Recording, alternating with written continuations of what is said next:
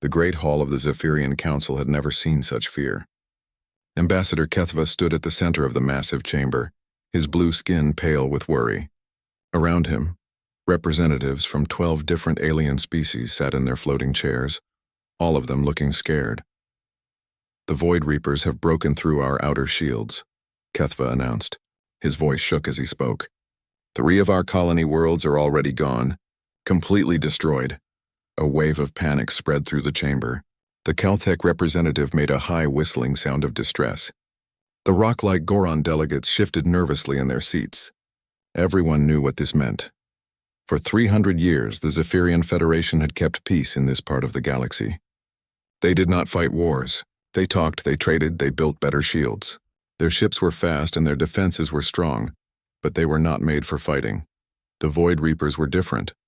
They were a species that ate everything. They would arrive at a star system and consume all life, all planets, even the stars themselves. Then they would move on to the next system, always hungry, always destroying. "How many ships do we have that can fight?" asked General Thys, the military commander of the Federation forces. 47 defense ships, came the answer from a young officer. "But sir, our weapons are designed to disable, not destroy. The Reaper's ships repair themselves faster than we can damage them." Kethva felt his heart sink.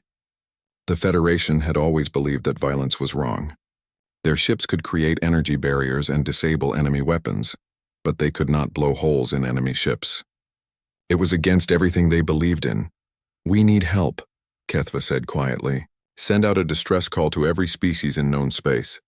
Tell them what is happening here. Maybe someone will answer." The communication officer, a small green alien with large eyes, worked at her controls. The message went out across the galaxy, through quantum communication arrays. It traveled faster than light, reaching hundreds of worlds in minutes. The message was simple. "The Void Reapers are destroying our worlds. We need military help. Please, anyone who can fight, come to the Zephyrian system." Hours passed, then days.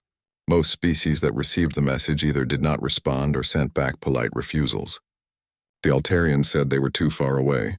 The Centauri Republic said they were having their own problems. The Vegan Empire simply said no. On the 3rd day, something unexpected happened. "Sir," said the communication officer, "we have a response." "From who?" Kethva asked. "A species called humans. They say they are from a planet called Earth." The council members looked at each other with confusion. Most had never heard of humans or Earth before. A few remembered hearing about them in trade reports. They were a young species, new to space travel. They had only made contact with other aliens about 50 years ago. "What did they say?" Kethva asked. The officer read from her screen. "They say we received your distress call. The 3rd Fleet of the Human Space Navy is ready to help. We can be at your location in 12 days. Humans." General Thys sounded doubtful. "What kind of military do they have? Are they warriors like the old Mandak Empire?" "I don't think so, sir," said the intelligence officer, a tall alien with 4 arms.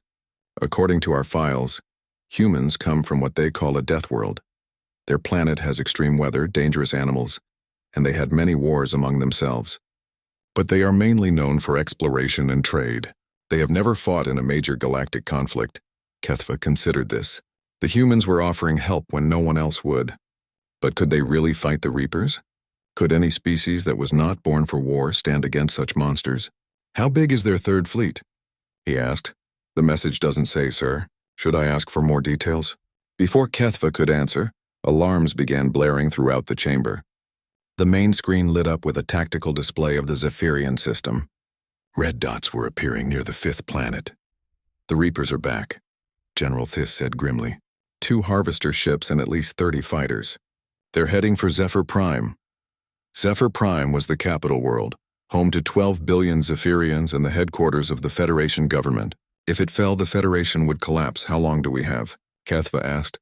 "With their current speed, 18 hours until they reach Zephyr Prime." Kethva made his decision. "Send a message to the humans. Tell them we accept their help. Also tell them that we may not have 12 days. The Reapers are attacking our capital world." The message went out immediately. The response came back within an hour. "From the humans again, sir," the communication officer said.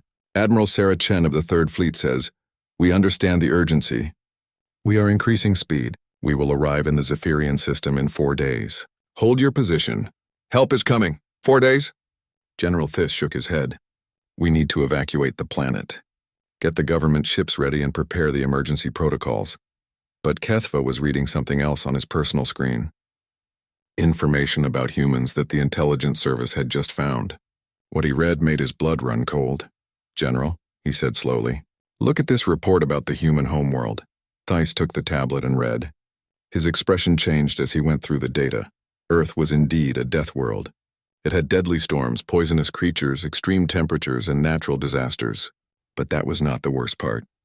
The worst part was the humans themselves. They had spent thousands of years fighting wars against each other. Not just small conflicts, but massive wars that killed millions. They had developed weapons that could destroy entire cities.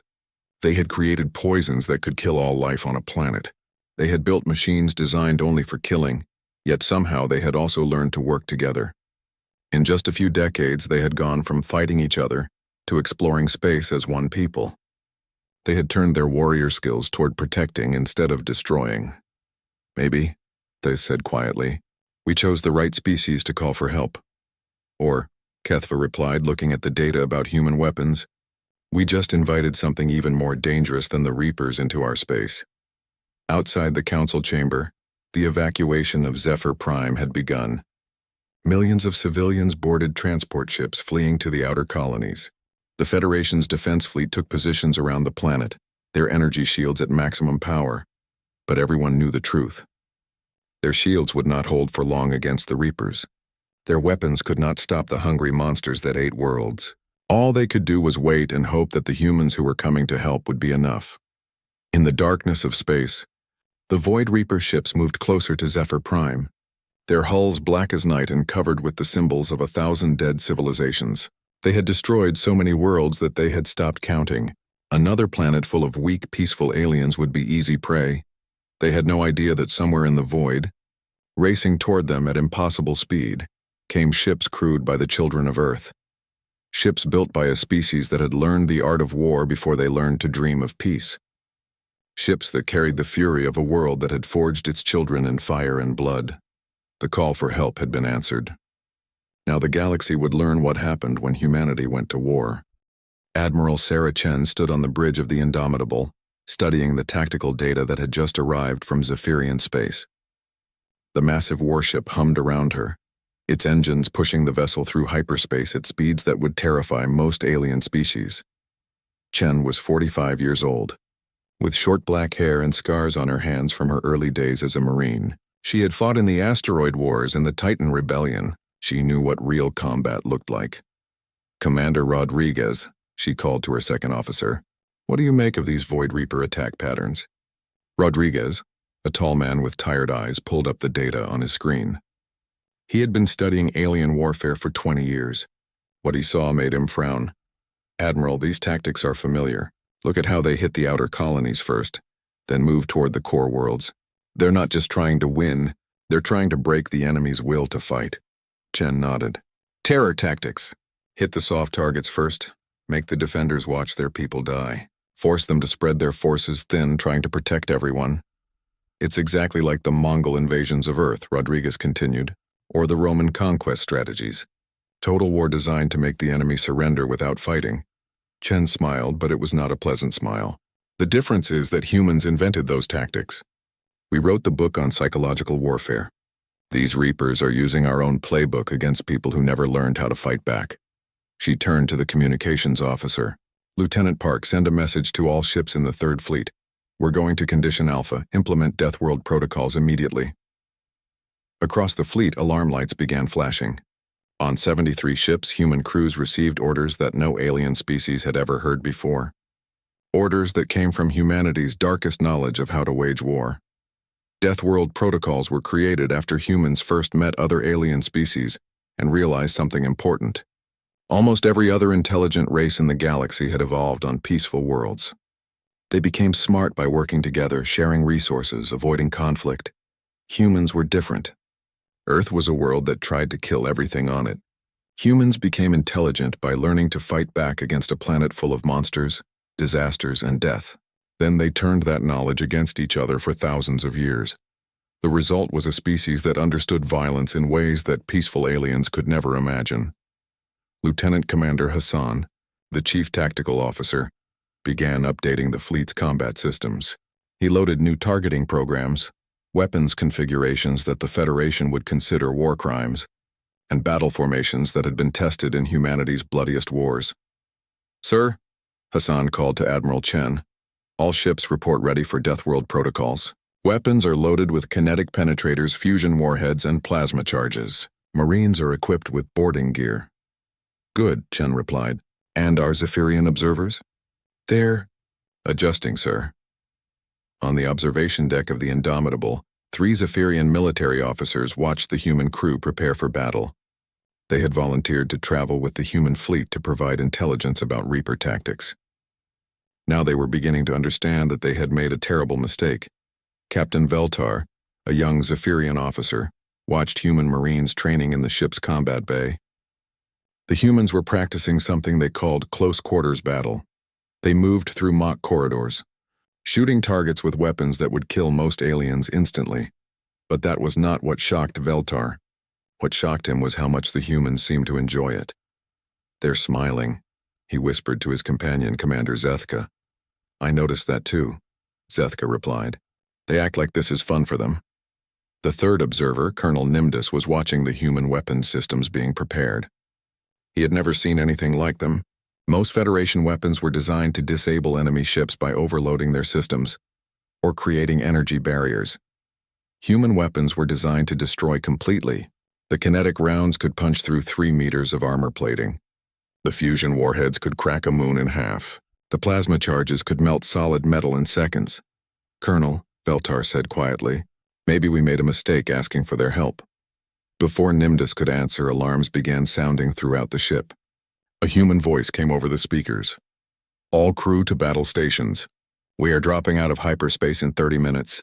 The Zephyrian observers looked at each other in confusion. According to their calculations, they should still be 2 days away from Zephyrian space. Admiral Chen's voice came over the communication system. "This is Admiral Chen to all ships. We have received an update from Zephyrian Command. The Reapers have accelerated their attack schedule. Zephyr Prime is under assault now." The ship shuddered as it dropped out of hyperspace.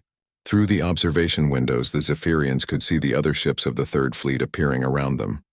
73 warships, each one bristling with weapons that could level a city. But what shocked the observers most was what happened next. "Admiral," came a voice from the communication station. "We're receiving the standard Reaper intimidation broadcast." "Put it on speakers," Chen ordered. A horrible sound filled the bridge. It was part scream, part static, part something that made everyone's skin crawl. Then came a voice that sounded like grinding metal and breaking bones. "Weak species. You come to die with the others. Turn away or be consumed. We are the Void Reapers. We are inevitable. We are hunger itself." Most species who heard this broadcast immediately fled. The psychological impact was designed to break the will of any listening enemy. Admiral Chen listened to the entire message. Then she smiled. "Communications, open a channel to the Reaper fleet. Channel open." "Admiral," Chen's voice when she spoke was calm and cold. "This is Admiral Sarah Chen of the Human Third Fleet. You have made a mistake. You are threatening worlds under our protection. You will withdraw immediately or face the consequences." Silence answered her. "Admiral," Rodriguez said quietly, "they're not responding." "Then we respond for them," Chen said. She keyed the communications again. "To all Reaper forces in this system, we are the children of Earth, born in fire and forged in conflict. We are the nightmares that monsters have nightmares about. We have come to end you." She turned to the tactical officer. "Hassan, signal the fleet. All ships are weapons free. Target acquisition is authorized. Show them what humans do to things that threaten our pack." The Third Fleet moved forward, accelerating toward the battle around Zephyr Prime. Behind them, they left hyperspace distortions that would be visible for days. Ahead of them waited an enemy that had never faced anything like humanity. The Zephyrian observers gripped their chairs as the ship accelerated. They were about to witness something that no peaceful species had ever seen before. They were about to watch humanity go to war. And somewhere deep in their hearts they began to understand that they had not called for help from fellow victims. They had called for help from predators. The most dangerous predators the galaxy had ever produced.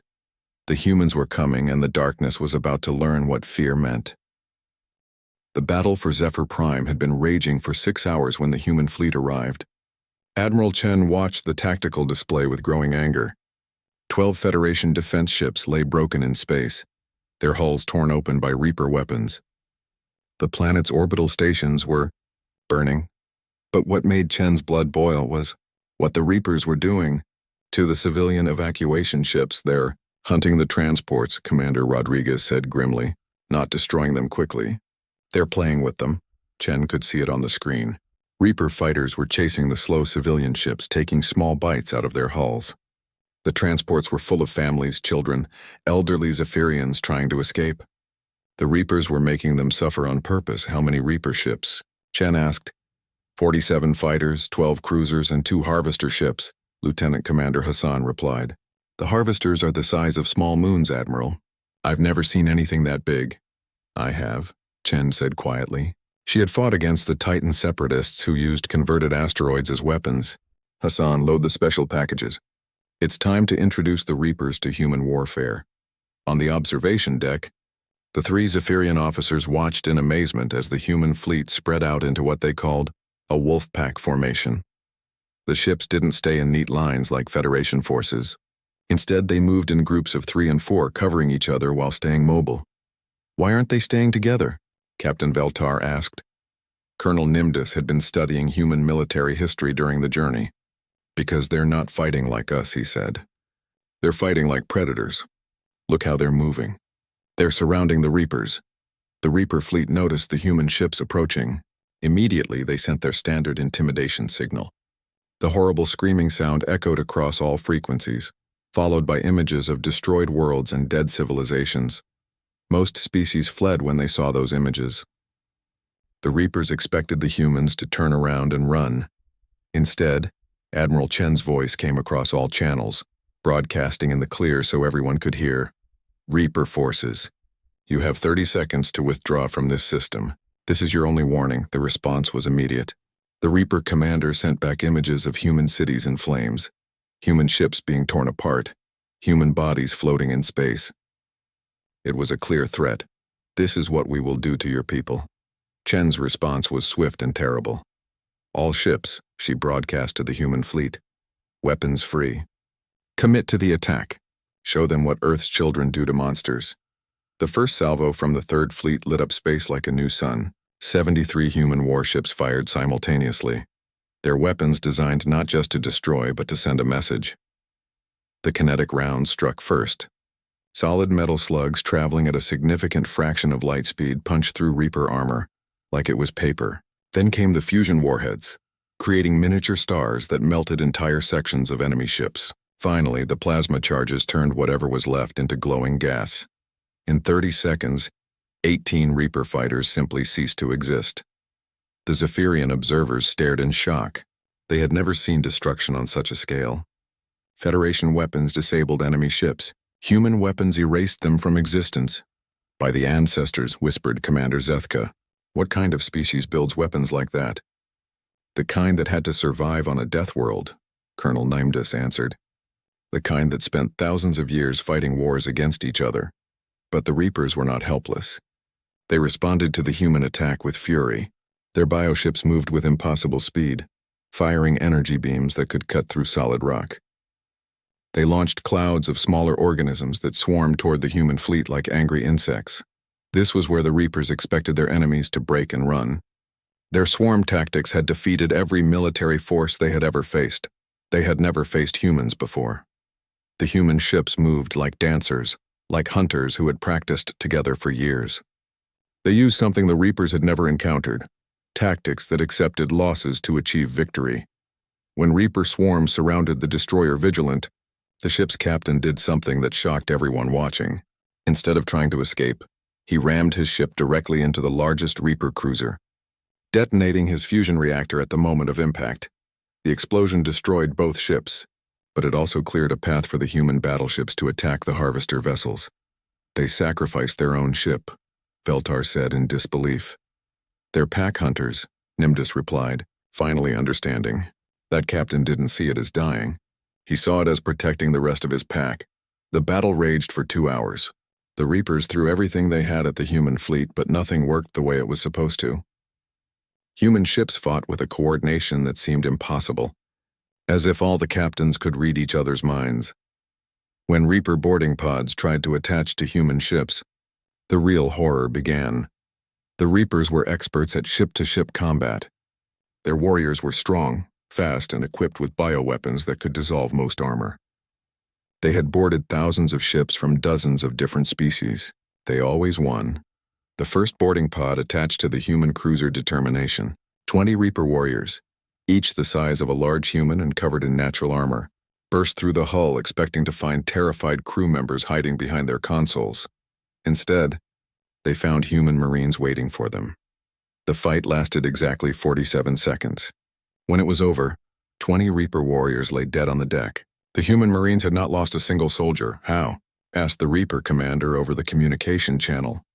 It was the first time in centuries that a Reaper had asked a question instead of making a threat. The answer came from Sergeant Major Williams, the Marine unit leader. Because we've been doing this since we lived in caves. You ugly bastard. More boarding attempts followed. All of them failed. The Reapers, who had terrorized the galaxy for centuries, discovered something that shook their confidence. They had never faced a species that was better at fighting than they were. Admiral Chen watched the battle reports with satisfaction. The Reapers were powerful, but they fought like animals. Humans fought like soldiers. Admiral, Hassan called out, the harvester ships are trying to retreat. Chen looked at the tactical display. The two massive vessels were backing away from the planet, their escort ships forming a protective screen around them. No, Chen said quietly. They don't get to run. They came here to kill innocent people. They threatened worlds under our protection. Hassan, target the harvesters with everything we have. Admiral, those ships are massive. Our weapons might not be able to penetrate their armor. Chen smiled. Then we get creative. Rodriguez signaled the fleet. Form up for a Thermopylae assault. Rodriguez's eyes widened. The Thermopylae assault was a human tactic so dangerous that it was only used in desperate situations. It involved multiple ships working together to create a single, overwhelming attack that would either destroy the target or kill everyone making the attempt. Are you sure, Admiral? I'm sure. The Reapers wanted to show us terror. Let's show them what human terror looks like. The surviving ships of the Third Fleet moved into formation. 51 warships created a spearhead pattern, aimed directly at the closest harvester. They charged forward at maximum speed, all weapons firing. The harvester tried to defend itself. Its bioweapons lashed out, destroying 6 human ships in seconds. But the remaining vessels kept coming, their crews singing old battle songs as they flew into the teeth of death itself. The final salvo from 45 human warships struck the harvester simultaneously. Kinetic rounds, fusion warheads, and plasma charges hit the creature at the exact same spot, overwhelming its natural armor through sheer concentrated firepower. The harvester died. Its massive bulk, larger than some asteroids, went dark and began drifting toward the planet's atmosphere. The second harvester and its remaining escorts fled into hyperspace, carrying with them a message that would shake the Reaper hierarchy to its core. Somewhere in space, there was a species that fought harder than they did. Admiral Chen stood on her bridge, looking at the tactical display showing their victory. Half her fleet was gone, but they had achieved something no other species had managed in centuries. They had made the Void Reapers run away. Send a message to Zephyr Prime, she ordered. Tell them the immediate threat has been neutralized. Then send another message to Earth Command. Tell them the Reapers are no longer invincible. Tell them it's time to go hunting. 3 weeks after the Battle of Zephyr Prime, the Void Reapers returned with a vengeance. This time they brought their planetary harvester. Admiral Chen stood in the command center deep inside Zephyr Prime's capital city, watching the tactical displays with growing concern.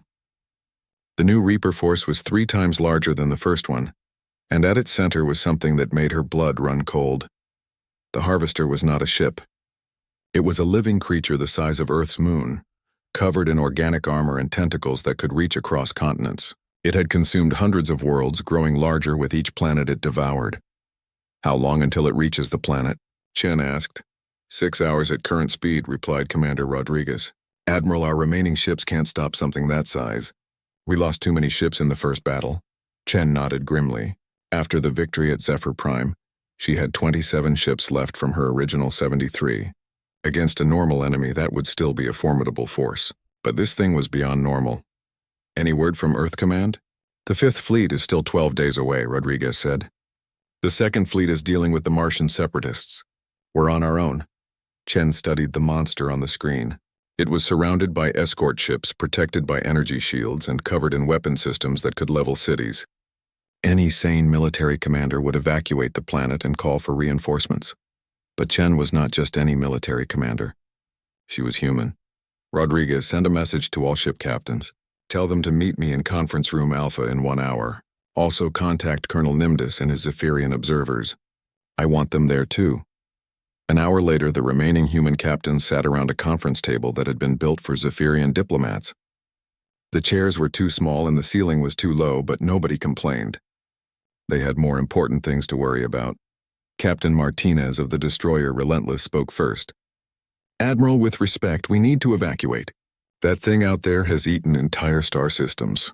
Our weapons barely scratched the smaller harvester. This one is 10 times bigger. Captain Thompson of the cruiser Defiant agreed. Martinez is right.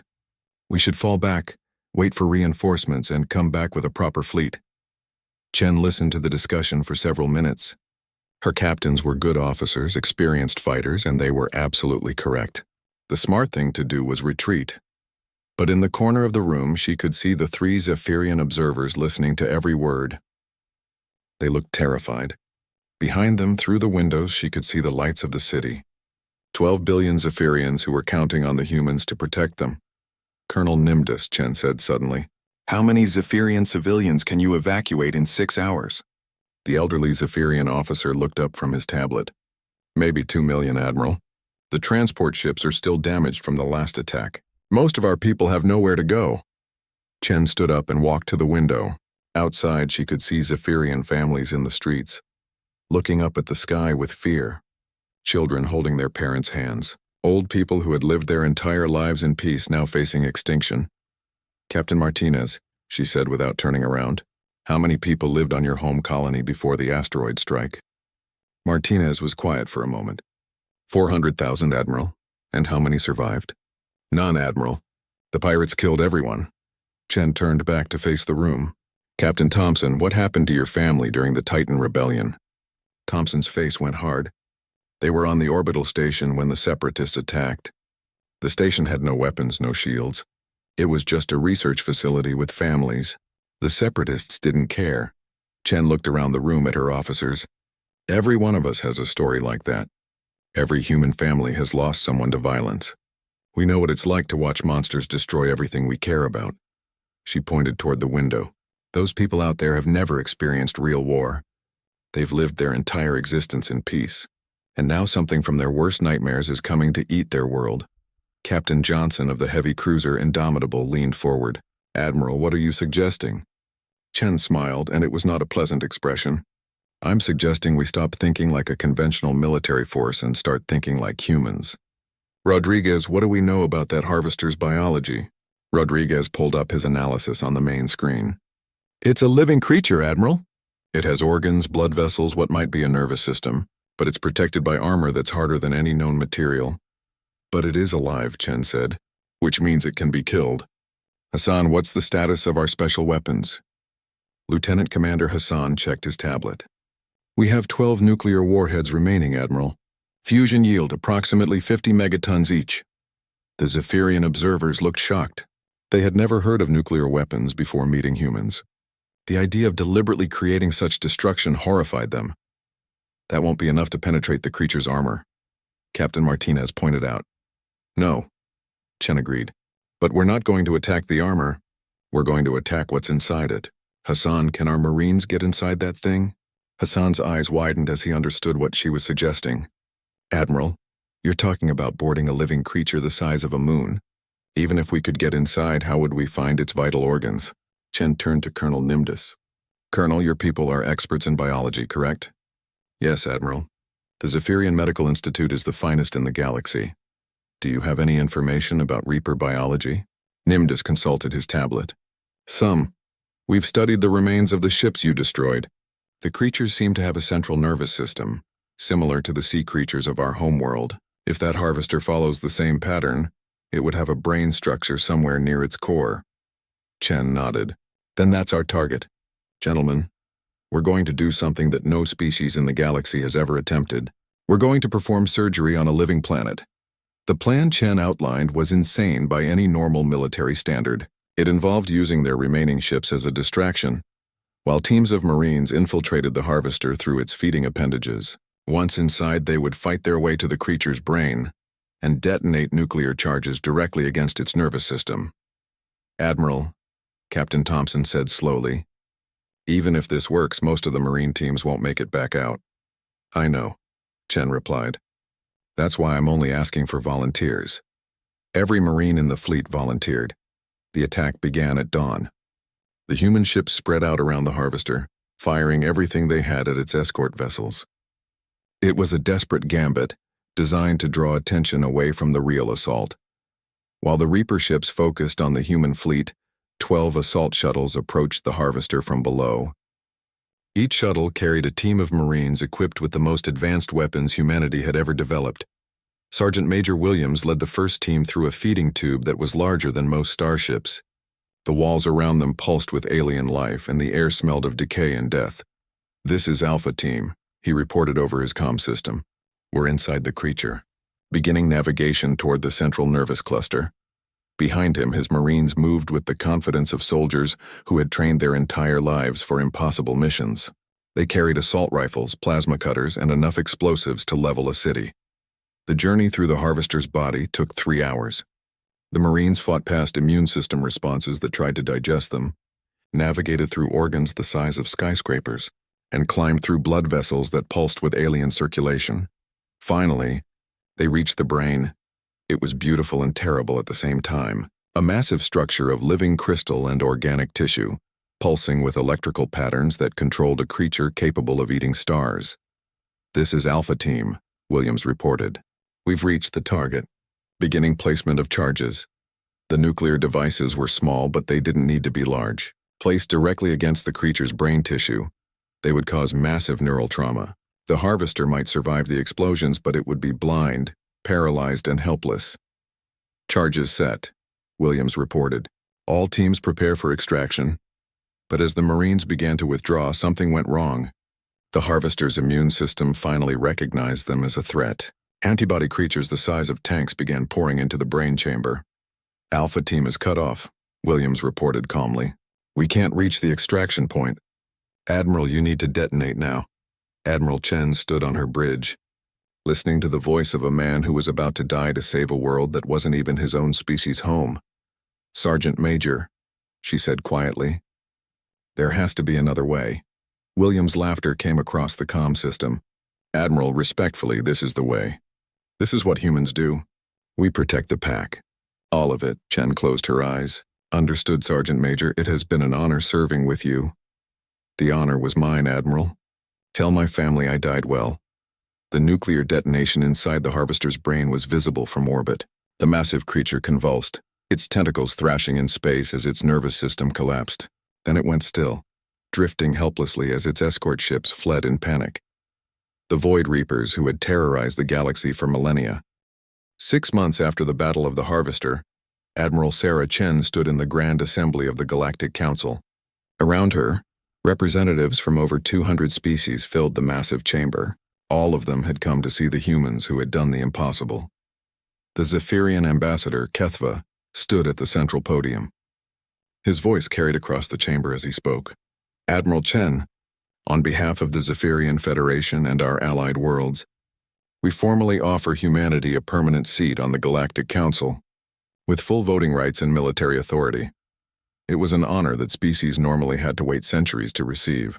Humanity had been offered it after less than a year of galactic warfare. Chen looked around the chamber at the alien faces watching her. Some showed gratitude. Others showed fear. All of them showed respect. Ambassador Kethva, Chen replied, we appreciate the offer, but humanity must respectfully decline. A wave of shocked whispers ran through the assembly. No species had ever turned down a council seat before. May I ask why? Kethva said, clearly confused. Chen smiled. Because we have work to finish. The work she was referring to had begun immediately after the victory at Zephyr Prime. Word of humanity's success had spread across the galaxy, faster than hyperspace communications. Species that had lived in terror of the Void Reapers for generations suddenly had hope. More importantly, the Reapers themselves had learned something that changed everything. They were not invincible. The first revenge attack came 2 weeks after Zephyr Prime. A Reaper battle group struck at the human colony of New Australia, expecting to find soft civilian targets and weak defenses. Instead, they found the Second Fleet waiting for them. Admiral Hassan, Chen's former tactical officer who had been promoted after the battle, met them with a full battle group of 70 warships and a new tactical doctrine that had been refined through hard experience. The Reapers were destroyed completely. Not a single enemy ship escaped. The second attack came a month later, against the industrial world of New Manchester. This time, the Reapers brought 2 harvester creatures and over 300 escort ships. The third and fifth fleets were waiting for them. The battle lasted 6 hours. When it was over, both harvesters were dead and the Reaper fleet had been annihilated. But the real message was sent by what the human fleets did next. Instead of returning to base, they began hunting. Admiral Chen had studied the wreckage of Reaper ships and discovered something important. The creatures left trails in hyperspace that could be followed. For the first time in galactic history, someone could track the Reapers back to their hiding places. Human fleets began appearing in star systems that had been abandoned for centuries, systems where the Reapers had hidden their breeding colonies and supply bases.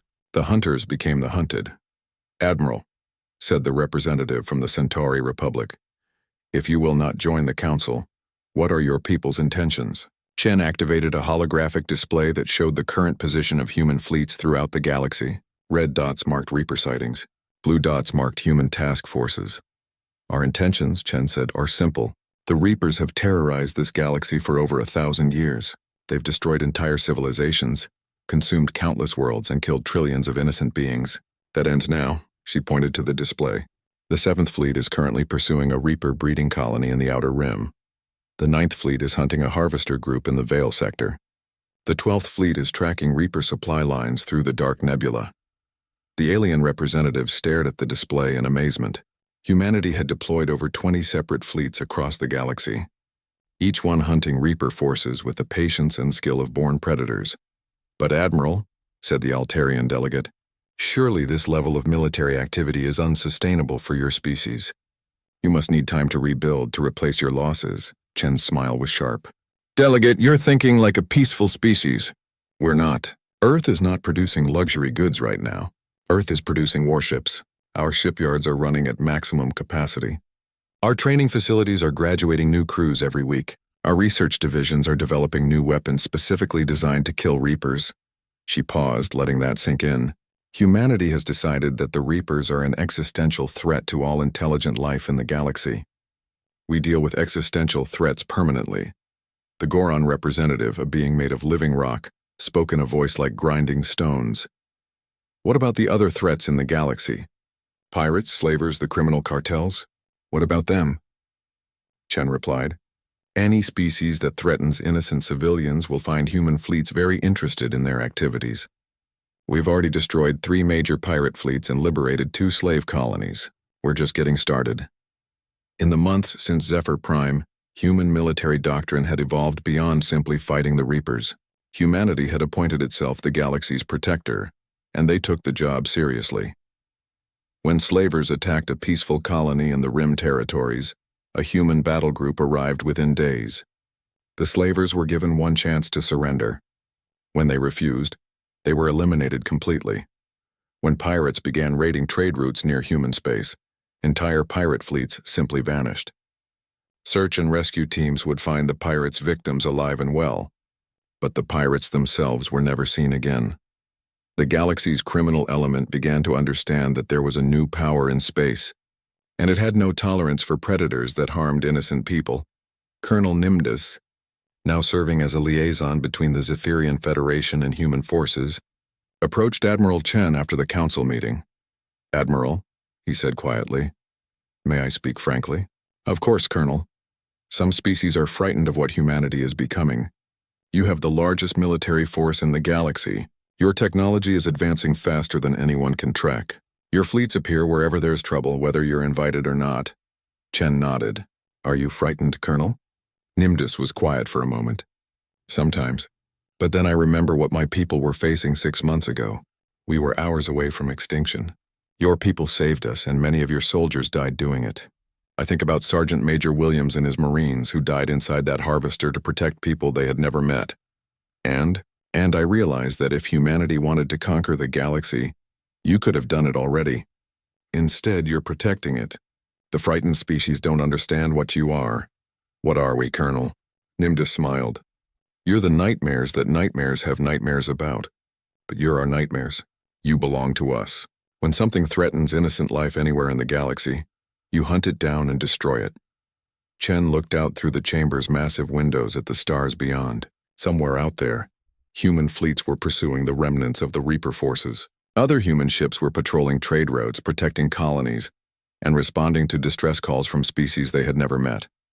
Colonel, do you know what humanity learned from living on a death world? What's that, Admiral? That the universe is full of monsters. Some of them are diseases, some are natural disasters, some are predator species that want to hurt innocent people. But we also learned something else. She turned to look at him. We learned that monsters can be killed. All of them. You just have to be willing to become a bigger monster to do it. 3 months later, the last known Reaper breeding colony was destroyed by the combined forces of the 4th and 8th fleets. The creatures that had terrorized the galaxy for over a millennium were extinct. But the human fleets did not return to Earth. They remained on patrol, watching the dark spaces between stars, ready to respond to any threat against any innocent species anywhere in the galaxy. The Terran Protection Covenant became official policy 6 months after that. Any species anywhere in the galaxy could send a distress call to Earth. If they were facing extinction, invasion, or any other existential threat, humanity would respond. The only requirement was that they had to be the victims, not the aggressors. In the years that followed, children of a dozen species would grow up hearing stories about the humans, how they came from a world so dangerous it created monsters, how those monsters chose to protect life instead of destroying it, how when the darkness called, humanity answered, and in the deepest reaches of space, things that had once preyed on peaceful civilizations learned a new kind of fear. They learned that somewhere in the galaxy, aboard ships that moved like hunting wolves, were the children of Earth, the children who had turned their world's violence into the galaxy's salvation, the children who had made the universe safer by becoming its most dangerous guardians. When the aliens had called for help, humanity's Deathworlder fleet had answered, and the galaxy would never be the same.